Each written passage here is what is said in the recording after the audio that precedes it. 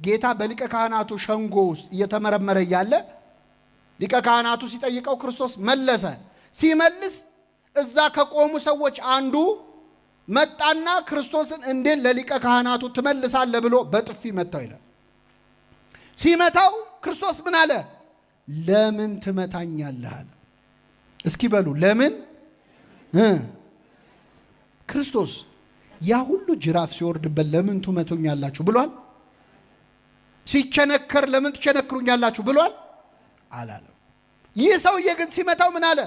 ክፉ ተናግሬ ከሆነ ስለ ክፉ መስክርብኝ፣ መልካም ተናግሬ ከሆነ ግን ለምን ትመታኛለህ አለ። ለምንድን ነው የዚህ ሰውዬ ጥፊ ክርስቶስ ከሌላው ብት በላይ ተሰምቶት ያናገረው? ለምንድን ነው ካላችሁ ክርስቶስ መጥቶ በጥፊ የመታው ሰውዬ ማን እንደሆነ ስለሚያውቅ ነው። 38 ዓመት ከተኛበት አልጋ ያስነሳው ያበሽተኛ ነበር። ስለዚህ ጌታ ያመመው ጥፊው አይደለም፣ ባዳነው ሰው መመታቱ ነው። ባዳነው ሰው እጅ መመታቱ አመመው። ክፉ ተናግሬ ከሆነ መስክርብኝ፣ መልካም ተናግሬ ከሆነ ለምን ትመታኛለህ? አልጋህን ተሸክመ ሂድ ከማለት ውጪ ምን ክፉ ቃል ተናግሬያለሁ? ክፉ ተናግሬ ከሆነ መስክርብኝ፣ አልጋህን ተሸክመ ሂድ ብዬ በመልካም ቃል አድኜህ ከሆነ ግን ለምን ትመታኛለህ አለው። ያዳነንን በኃጢአታችን ከመምታት ይጠብቀን እግዚአብሔር። እያንዳንዳችን የምንሰራው ኃጢአት ያዳነንን መምታት ነው ምእመናን። እያንዳንዱ ኃጢአት በክርስቶስ እሾህ አክሊል ላይ አንድ ሌላ እሾህ መጨመር ነው። አመመው ክርስቶስ ለምን ትመታኛለህ አለ። ያን ቀን ማንም አልመሰከረለትም። ይህ ወንበዴ ግን በአደባባይ መሰከረ። ይህ ግን ምንም ክፋትን አላደረገም፣ እኛንን የሚገባንን የምንቀበለው አለ። ከዚህ በኋላ ዞሮ ወደ ጌታ ጌታ ሆይ በመንግስትህ በመጣህ ጊዜ ምን በለኝ አለ? አስበኝ አለ። ሁለት ነገር ነግሬያቸው አበቃለሁ። ይህ ጸሎት በጣም ትልቅ ጸሎት ነው። ጌታ ሆይ በመንግስትህ በመጣህ ጊዜ ምን በለኝ። ቤተ ክርስቲያናችን ይህን ጸሎት ቅዳሴ ላይ ከታው ተዘከረን እግዚኦ በውስተ መንግስትከ፣ አቤቱ በመንግስትህ በመጣህ ጊዜ ምን በለን። አይገርም? ቅዳሴ ላይ ላለነው ወንበዴዎች ብላ እኮ ነው። ቅዳሴ ላይ ላለነው ወንበዴዎች ብላ ይህንን ጸሎት አመጣችሁ። ይህንን ወንበዴ ያሰበ አምላክ ሁላችንን ያስበን። በመንግስት በመጣ ጊዜ አስበኝ ሲል ክርስቶስ ምን መለሰለት? እውነት እውነት እልሃለሁ ዛሬ ከእኔ ጋር በገነት ትሆናለህ። መቼ? ጥያቄውና መልሱ ይለያያል። ወንበዴ ያለው ምንድን ነው? ጌታ ሆይ ሙታንን አስነስተ ሁሉ ለፍርድ ሲቆም ልትፈርድ ስትመጣ ያኔ እኔን አስበኝ ያለው። ክርስቶስ ምን መለሰለት? እሺ ዳግም ልፈርድ ስመጣ አስብሃለሁ አላለው። ያለው ምንድን ነው? ዛሬ ከኔ ጋር በገነት ትሆናለህ። መቼ? እስክመጣም አትጠብቅም አለው። አቤት የእግዚአብሔር ምሕረቱ! አንዱን ወንበዴ ዛሬ ምርሃለሁ አለው። አቤት ይህንን ወንበዴ ዛሬ ምርሃለሁ አለው የሚለው ታሪክ የተጻፈው ታምረ ማርያም ላይ ቢሆን ኖሮ ሰዎች ተረት ነው ይሉን ነበረ። እንዴት አንድ ወንበዴ ሊገባ ይችላል ገነት ይሉን ነበር። ይህንን ታሪክ ወንጌል ላይ ያጻፈ አምላክ ስሙ የተመሰገነ። ገድል ላይ ቢሆን ኖሮ እናንተን የፈጠራችሁት ይሉን ነበር። የእግዚአብሔር ምሕረት ከአእምሮ በላይ ነው ምእመናን። በጣም ይደንቃል። እንዴት አንድ ወንበዴ ገነት ይገባል? እንደውም ቅዱስ ያዕቆብ ዘስሩግ በደረሰው ድርሳኑ ላይ ይህ ወንበዴ ወደ ገነት ሲገባ ቆሞ ይጠብቅ የነበረው ሱራፊ መልአክ አለ። በጣም ይገርማል። ጠየቀው ይላል፣ አንተ ማነህ? ከቅዱሳን አንዱ ነው ወይ? አብርሃም ነው ወይ? ያ እንግዳ የሚያስተናግደው አብርሃም አንተ ነህ አለው። ኧረ አይደለሁም፣ እኔ እንኳን እንግዳ ላስተናግድ የሰው ቤት ስዘርፍ ነው የኖርኩት አለ። እሺ ዳዊት ነህ? ኧረ አይደለሁም። ጻድቃንን ቅዱሳንን ሁሉ ጠራ፣ ከነሱ ውስጥ አንዱም አይደለሁም። ታዲያ እንዴት መጣህ ወደዚህ? የእሳቱን ባህር እንዴት ተሻግረ መጣህ አለው። የክርስቶስን የደሙን ማህተም አሳየው። ይህን ከያዝክማ ማትገባበት የለውም ብሎ በሩን ከፈተለት፣ ወደ ገነት ገባ ይላል። እግዚአብሔር የተመሰገነ ይሁን። የክርስቶስን ደም ይዘን የማናልፈው በር አለ። ለዚህ ነው ቁረቡ የምትባሉት። ለዚህ ነው ስጋው ደሙ ተቀበሉ የምንባለው። ገባ፣ ወንበዴውን ማረው። እንዴት ሊሆን ይችላል? እኛ ምን ቸገረን? እግዚአብሔር የፈለገውን ማድረግ ይችላል አይችልም? አንዳንድ ሰዎች በእግዚአብሔር ምሕረት ገሌ እንዲት ምሕረት አገኝ በላይ ሰብ በጥርኝ ውሃ ዳነ ሲባል ደማቸው የሚፈላ ሰዎች አሉ። እንዴት በጥርኝ ውሃ ይላል? እና ውሃው በበርሜል መሆን አለበት? እግዚአብሔር በትንሹ ማዳን ይችላል አይችልም? በጥቂት ማዳን ይችላል አይችልም? በጥቂትም ወይም በብዙም ማዳን ለእግዚአብሔር አይቸግረውም ይላል። እሱ ለማረው ምን አገባችሁ መባል አለባችሁ። ወንጌል ላይ እኮ ክርስቶስ ምን ብሏል መሰላችሁ? አንድ ሰውዬ በጠዋት ተነስቶ የእርሻ ቦታው ላይ የሚሰሩ ሰራተኞች ሊቀጥር ወጣ ይላል። ወጥቶ ከጠዋት የጀመረ 3 ሰዓት ላይ 6 ሰዓት ላይ 9 ሰዓት ላይ 11 ሰዓት ላይ ሰራተኛ ቀጠረ። 11 ሰዓት ላይ ቀጠረ። ከዛ 12 ሰዓት ሲሆን ስራው ቆመ። 11 ሰዓት የተቀጠረው ሰውዬ ስንት ሰዓት ነው የሰራው? አቤት 1 ሰዓት። ለሱ 1 ዲናር ሰጠው። ስንት ሰዓት ስለሰራ? ለ1 ሰዓት ሰራተኛው 1 ዲናር ሲሰጠው 12 ሰዓት የሰሩት ሰዎች ከኋላ ቆመው ያባዛሉ። ለሱ 1 ከደረሰው ለኔ ስንት ነው የሚደርሰው? 12። እሱ ግን ለሁሉም 1 ዲናር ሰጣቸው። አጉረመረሙ ይላል። እኛ ከጠዋት ጀምሮ መተን ለፍተን ደክመን አሁን የመጡ ሰዎች እንዴት 1 ዲናር ከኛ እኩል ይሰጣቸዋል? ያም ሰውዬ መለሰ። የወይን አትክልት ስፍራ ባለቤቱ መለሰ፣ በገንዘቤ የወደድኩትን አደርግ ዘንድ መብት የለኝም ወይ? ወይስ አይናችሁ ምቀኛ ሆነች አላቸው ይላል። ይህ የወይን አትክልት ሰራተኛ ባለቤት እግዚአብሔር ነው። ከጠዋት ጀምሮ የተቀጠርነው እኛ ነን። እዚህ መሃል ከህፃንነቱ ጀምሮ ከእግዚአብሔር ቤት ያልተለየ ጠዋት የተቀጠረ ሰራተኛ አለ፣ ከቤተ ክርስቲያን የማይለይ። አሁን ባለቀ ሰዓት የመጣ ሰው አለ፣ እንደ ግራው ወንበዴ እንደ ቀኝ ወንበዴ ባለቀ ሰዓት የመጣ አለ። ሁሉም የሚወርሱት ግን ስንት መንግስት ነው? 1 መንግስት ነው። እንዴት እኩል ይሰጠናል አይባል። እኛም ቅዱስ ጊዮርጊስም የምንወርሰው መንግስት 1 ነው። ክብሩ ይለያይ ይሆናል፣ መንግስቱ ግን ስንት ነው? 1። እግዚአብሔር በገንዘቡ የፈለገውን ማድረግ ይችላል አይችልም? እኛ ጨካኞች ስለሆነ እግዚአብሔር እንደኛ ጨካኝ የሚሆን ይመስላል። ና ግባ አለው። ዛሬ ከኔ ጋር በየት ትሆናለህ?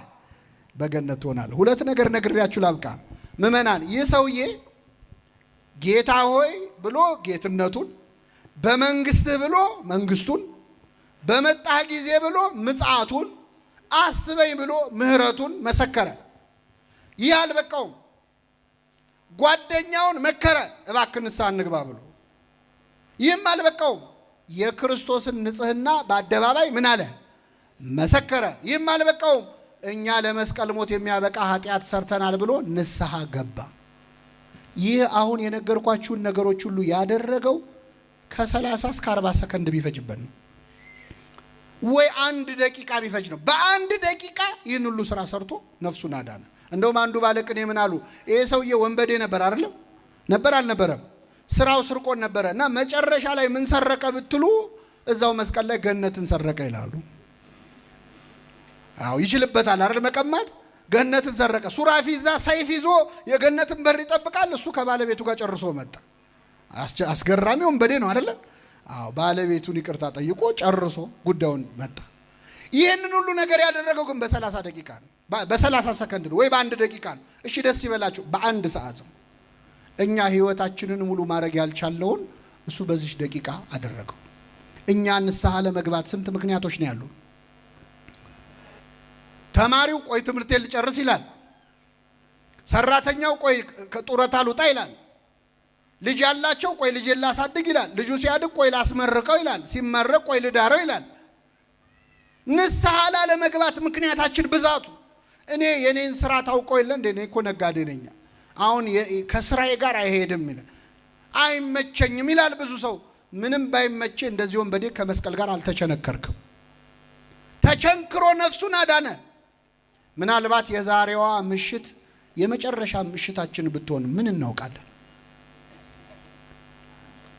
መቼ እንደምንሞት የሚያውቅ ሰው አለ እዚህ መሃል? የእናንተ ቅድስና አላቅም፣ እኔ ግን አላቅም። መቼ እንደምንሞት አናውቅም። 1000 ዓመት አይኖር እንላለን። 100 ዓመት እንኳን እንኖር ማገርም ጉራችን ደግሞ 1000 ዓመት አይኖር ይላል ሰው። 100 ዓመት አትኖርም እኮ። 100ንም ከኖርክ በስቃይ ነው የምትኖር። እና የወንበዴ ጌታ ሆይ በመንግስት በመጣ ጊዜ ምን በለኝ። ይህንን ሁሉ በጎ ስራ የሰራው በጣም በሚገርም ሁኔታ በ30 ደቂቃ ውስጥ። ላለመመለስ የምንደረድረውን ምክንያት እግዚአብሔር ያርቅልን። ንስሐ ግቡ ሲባል እኔ ብዙ ሰው እንደውም ሊሞት ሲል ነው ንስሐ መግባት እቅዱ። በምን አወቅ ካላችሁ ብዙ ሰው ሲጸልይ ይላል ለንስሐ ሞት አብቃኝ ይላል። ለምን ሞት? መቼ ነው ንስሐ ሊገባ ያሰበው? ሊሞት ሲል።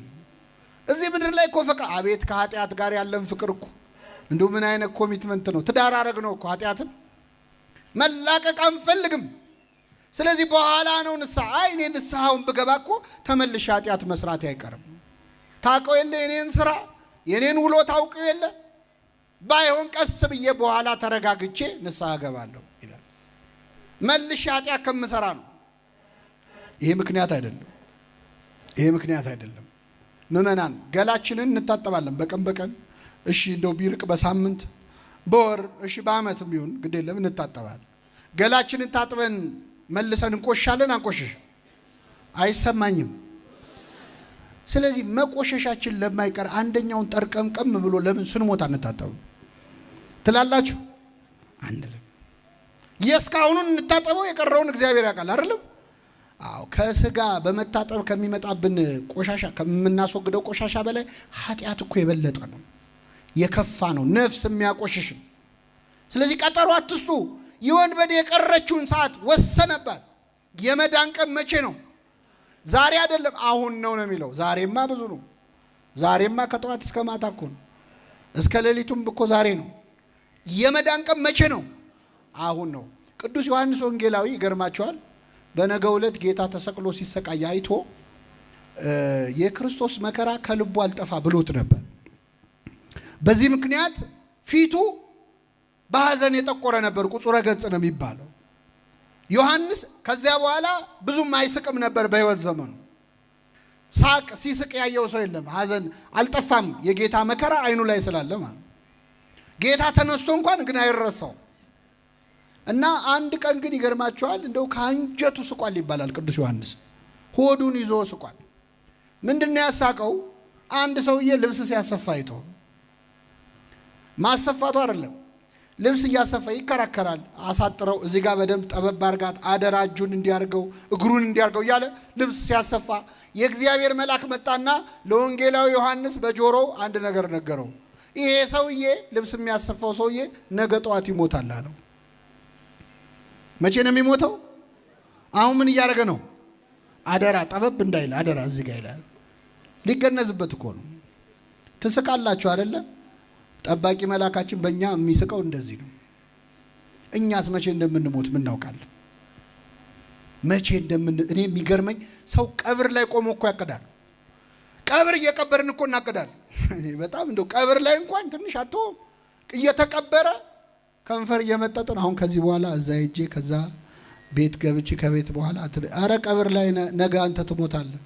አሁን እንኳን አስታውሰው እስቲ አንተ በዚህ ፍርድ ላይ ሳለ እግዚአብሔርን አትፈራውም? ምን አለው ጓደኛውን ሲመክረው። በዚህ ጭንቀት ላይ ያለ በዚህ ሁሉ ነገር በተበላሸበት አገር ላይ የኖርን አሁን እግዚአብሔርን ያልፈራን መቼ ልንፈራ? በየቀኑ ደም ሲፈስ እያየን ግፍ ሲፈጸም እያየን እርስ በርስ ሰው ከሰው ሲተላለቅ እያየን በዚህ ፍርድ ላይ ያለን እንኳን እግዚአብሔርን አንፈራው? መቼ ነው የምንመለስ? ምን ሲከሰት ነው የምንመለሰው? ምን ሲከሰት ነው? በጣም ይገርማል። የዚህን ወንበዴ ልብ የመለሰ አምላክ የሁላችን ልብ ይመልሰው። ከዚያ ምን አለ? ጌታ ሆይ በመንግስት በመጣ ጊዜ አስበኝ ሲለው እውነት እውነት እልሃለሁ ዛሬ ከኔ ጋር በገነት መቼ? ዛሬ ከኔ ጋር በገነት ትሆናለህ። አንዳንድ ሰዎች ጥምቀት አያስፈልግም የሚሉ መናፍቃን ይሄ ወንበዴ መቼ ተጠመቀ ይላሉ። ይህ ወንበዴ መቼስ ሰው ካልተጠመቀ የእግዚአብሔር መንግስት ሊወርስ ታዲያ የወንበዴ መቼ ተጠመቀ ብለው ጥምቀት አያስፈልግም ለማለት የሚሞክሩ ሰዎች ይሄ ሰውዬ ተጠምቋል። እንደውም እንደሱ የተጠመቀ ብዙ ጥምቀት የተጠመቀ የለም። የተጠመቀበት ምክንያቶች ላሳያችሁ። አንደኛ የሮሜ መልእክት ምዕራፍ 6 ከቁጥር 6 ላይ የተጠመቃችሁ ሁላችሁ ከክርስቶስ ጋር በሞቱ ተባብራችኋል ይላል። ሕፃን ሆነን ስንጠመቅ ክርስትና ስንነሳ ካህኑ ወስዶ ውሃ ውስጥ ይጨምረናል፣ ይዘፍቀናል። ከዛ ከውሃው ምን ይለናል? ያወጣናል። ወደ ውሃው ስንገባ ከክርስቶስ ጋር ተቀበርን። ከውሃው ስንወጣ ከክርስቶስ ጋር ምን አለን? ተነስ። ስለዚህ መጠመቅ ከክርስቶስ ጋር መሞት ነው። ከኔ ጋር በሉ። መጠመቅ ከክርስቶስ ጋር መሞት ነው። መጠመቅ ከክርስቶስ ጋር ምን ማለት ነው? መጠመቅ ከክርስቶስ ጋር መሞት ከሆነ ከክርስቶስ ጋር መሞትስ ምንድነው? ጎበዝ ልድገመው። 1 ሲደመር 2 ስንት ነው? እንደ ቀጨኔ ሂሳብ ችግር አለ እንዴ? 1 ሲደመር 2 ስንት ነው? 2 ሲደመር 1ስ? በጣም ጥሩ። መጠመቅ ከክርስቶስ ጋር ምን ማለት ነው? ከክርስቶስ ጋር መሞትስ? አቤት ይህ ወንበዴ ተጠምቋል ወይ ካላችሁኝ መልሱ ከክርስቶስ ጋር ሞቷል አልሞተም? ስለዚህ ከክርስቶስ ጋር መሞት ራሱ ምን ማለት ነው? አምኖ ስለሆነ ይቅር በለኝ ብሎ ስለሆነ ከክርስቶስ ጋር መሞቱ ራሱ እንደምን እንደ ጥምቀት ይቆጠራል። 1 በሉ 2 ክርስቶስ ከደቀ መዛሙርቱ መካከል ዮሐንስና ያዕቆብ የተባሉት እናታቸውን ላኩ ወደ ጌታ አማላጅ አድርገው። እናቲቱ ምን አለች? ጌታ ሆይ በምትነግስ ጊዜ እንግዲህ ክርስቶስ እነግሳለሁ ሲል ሰምታለች። እነግሳለሁ ሲል መንግስት ያቋቁማል መስሏት እኮ ነው። ክርስቶስ እነግሳለሁ ያለው በምን ላይ ነው?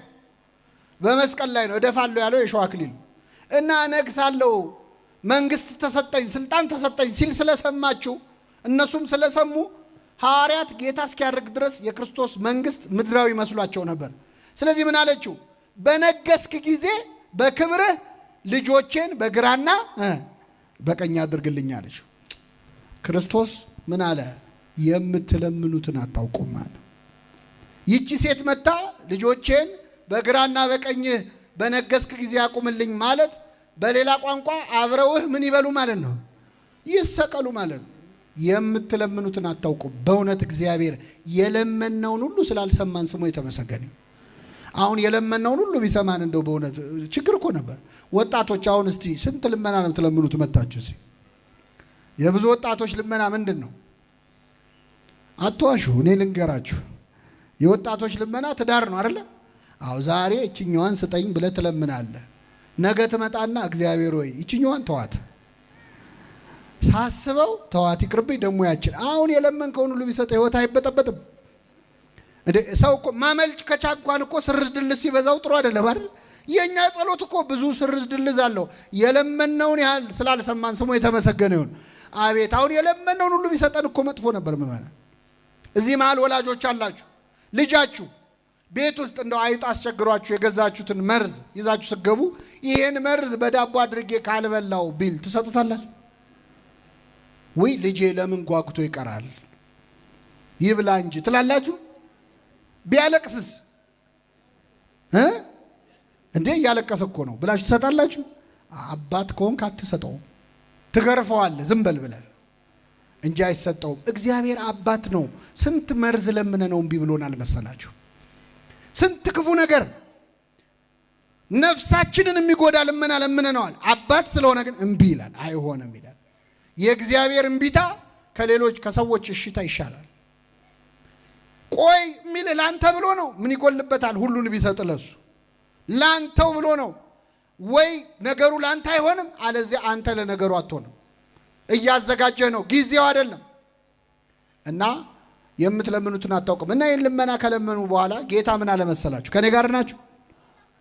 እኔ የምጠጣውን ጽዋ ልትጠጡ፣ እኔ የምጠጣውን ጽዋ ልትጠጡ፣ እኔ የምጠመቃትን ጥምቀት ልትጠመቁ አትችሉም አለ። አሁን በደንብ አስተውሉ ምእመናን፣ ስብከት አይደለም ይሄ ትምህርት ነው። እኔ የምጠጣውን ጽዋ በሉ ልትጠጡ፣ እኔ የምጠመቀውን ጥምቀት ልትጠመቁ አትችሉም አላቸው። ሁለት ነገር ነው ያለው ክርስቶስ። ጥምቀቴን ልትጠመቁ ጽዋዬን ልትጠጡ አትችሉም አለ። ሲል ምን አሉት? እንችላለን አሉት። እንችላለን ሲሉት ምን አለ ጌታ? ጽዋዬንስ ትጠጣላችሁ፣ በግራና በቀኝ መቀመጥ ግን ከአባቴ ዘንድ ለተሰጣቸው ነው አለ። አስተውሉ። ቅድም ጥምቀት ያላትን አሁን በግራና በቀኝ መቀመጥ አላት። ከክርስቶስ ጋር አብሮ መሰቀል፣ በግራ በቀኝ መቀመጥ ጥምቀት ተብሎ የተነገረው በራሱ በክርስቶስ አንደበት። ከዚያ ውጪ ኢትዮጵያዊ ሊቅ ቅዱስ ያሬድ እምገቦከ ውህዘ ማይ፣ ከጎንህ ውሃ ፈሰሰ ወቀደሶ ለፈያታይ፣ ወንበዴውን ቀደሰው ይላል። ስለዚህ ከክርስቶስ ደም የፈሰሰው ውሃና ደም ይህንን ወንበዴ ቀድሶታል። ይሄ ቢያመልጠው እንኳን ሲኦል ወርዶ ክርስቶስ ለነፍሳት ቀኝ እጁን ሰጥቶ ቀኝ እጄን ሰጥቷቸው ወኮነቶሙ ጥምቀት ሆነቻቸው ይላል። ይሄ ሁሉ ጥምቀት አላለፈውም ይህንን ወንበዴ። ይሄም ቢያልፈው ምእመናን በብሉይ ኪዳን የነበሩ ሰዎች ጥምቀት ሳይሰራ ነው የሞቱት። ይህ ወንበዴ ባይጠመቅ እንኳን በክርስቶስ ማመኑ ያድነዋል። ስለዚህ እናይቶ ጌታ ሆይ በመንግስት አስበኝ ለሚለው ጸሎት ምን አለ? እውነት እውነት እልሃለሁ ዛሬ ከኔ ጋር በገነት ሆናል። የመጨረሻ የምነግራችሁ ምእመናን ወንበዴው የጸለየው ጸሎትና ክርስቶስ የመለሰለት መልስ ይለያያል። እሱ የጠየቀው በምጽአትህ ነው ያለው፣ አስበኝ ነው። እሱ ግን ዛሬ ያለው እኛ ከምንለምነው ልመና በላይ የማን መልስ ይበልጣል? ጥቂት ሲለምኑት ብዙ የሚሰጥ አምላክ ነው። ለነገ ሲለምኑት ለዛሬ የሚያረጋ አምላክ ነው።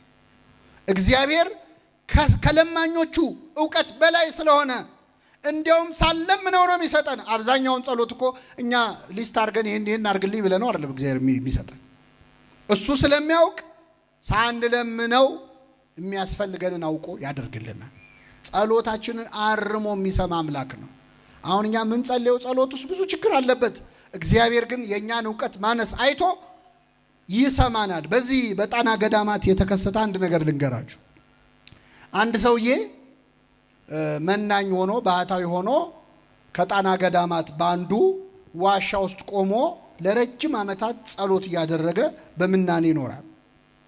ከኔ ጋር ናችሁ?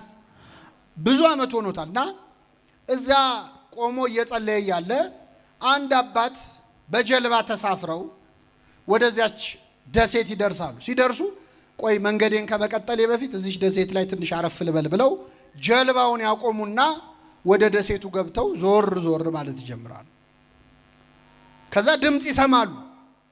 ድምጹን ተከትለው ሲሄዱ ዋሻ ውስጥ አንድ በጣም የሚያስፈራ ሰውዬ ቆሞ ይጸልያል።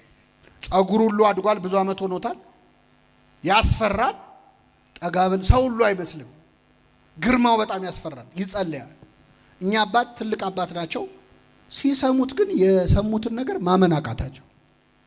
ይሄ ሰውዬ የሚጸልየው እጁን ዘርግቶ ምን እያለ እንደሆነ ታውቃላችሁ? ጌታዬ ሆይ አትማረኝ እያለ ነው። ምን አትበለኝ እንዴ? እኛ የምንለፈው ምን ብለን ነው? አትማረኝ ብሎ ጸሎት እንዴት ያለ ነው ብለው ደነገጡና እጃቸውን ጸፍተው፣ አባቶች የሚጠራሩት እንደዛ ነው። እጃቸውን መተው ቀሰቀሱት። ከዛ ጸሎቱን አቋርጦ ሲያያቸው ደንግጦ መጥቶ እግራቸው ስር ወደቀ። ምን እየሰራ ነው አሉት። አይ እኔ እዚህ ብዙ ዓመት እየጸለይኩ እግዚአብሔርን እየለመንኩ ነው ያለሁት። ከየት ሀገር ነው የመጣው? ከዚህ ሀገር መንፈሳዊ ትምህርት ተምራል? ምንም አልተማርኩም፣ እንዲሁ እግዚአብሔር ጠርቶኝ ነው አለ። ታዲያ ምንድነው የምትጸልየው ጸሎት? ጌታዬ ሆይ አትማረኝ። እንዲህ አይነት ጸሎት አለ ወይ? ከየት ነው ያመጣው ይሄን ጸሎት አሉት። አንድ መነኩሴ መጥተው አስተምረውኝ ነው አለ። አይ መነኩሴ ነኝ ብሎ ያስተማረ ሰይጣን ነው እንጂ አትማረኝ የሚል ጸሎት የለም። ለምን አባታችሁ ነው ያትልም አሉት። አላቀውም አለ። አታቀውም? አዎ። አባታችሁ ነው ያታቀም? አዎ። እንግዲያውስ እሺ ቁጭ በል ብለው የክርስቲያኖች ሁሉ ጸሎት ጌታ ያስተማረው ቁጭ አድርገው አስተማሩት። አባታችን ወይ በሰማያት የምትኖር ስምህ ይቀደስ፣ እንደምንም ብሎ ያዘው። በልችለዋል፣ ከዚህ በኋላ ሁለተኛ አትማረኝ እንዳትል ደህናዋል ብለውት እኛ አባት በጀልባ ተሳፍረው ጉዟቸውን ቀጠሉ። ጉዟቸውን ቀጥለው ባህሩ መካከል ሲደርሱ የሰውዬ መጣና ጸሎት ጀመረ። አዲስ ጸሎት ተምሯል። ምን የሚል? አባታችን ሆይ በሰማያት የምትኖር ስምህ ይቀደስ፣ መንግስት ትምጣ ብሎ ጠፋበት። ደገመው። አባታችን ሆይ በሰማያት የምትኖር ስምህ ይቀደስ፣ መንግስት ትምጣ። የለም ቢለው ቢሰራው መንግስት ትምጣ ብሎ ቀጥሎ ምንድነው? ጠፋበት። አይ እኛ አባት ሳያመልጡኝ ሊድረስባቸው ብሎ ሮጦ ሄዶ ጀልባው ላይ ደረሰበትና አባቴ መንግስት ትምጣ ብሎ ቀጥሎ ምንድነው አላቸው። ሮጦ ሄዶ ነው ያልኳቸው። እሳቸው እየሄዱ ያሉት በምንድነው? እሱ በባህሩ ላይ ነው የሮጠው። ሲያዩት ውሃው ላይ ቆሟል። በሌኔ ወንድም እንደ በፊት አትማረኝ ብለህ ቀጥል አሉት። እግዚአብሔር ጸሎቱን ሰምቶታል? አልሰማውም? እሱ አትማረኝ ብሎ በቅቷል። እሳቸው ማረኝ ብለው በጀልባ እየሄዱ ማለት ምን ማለት ነው? እግዚአብሔር የሰማው ያለውን ሳይሆን ለማለት የፈለገውን ነው። እግዚአብሔር ለማለት የፈለገውን ይስማን። በንግግር ችሎታ እኮ አይደለም እግዚአብሔር የሚሰማው፣ በንግግር ጥበብ አይደለም። ይህንን ወንበዴ ጌታ ሆይ በመንግስት በመጣህ ጊዜ አስበኝ ሲለው እውነት እልሃለሁ ዛሬ ከኔ ጋር በየት ትሆናለህ? በገነት ትሆናለህ አለው። ይህንን ወንበዴ የማረ አምላክ እኛን ወንበዴዎቹን ይማረን። የሰማነውን በልቡናችን ያሳድርብን።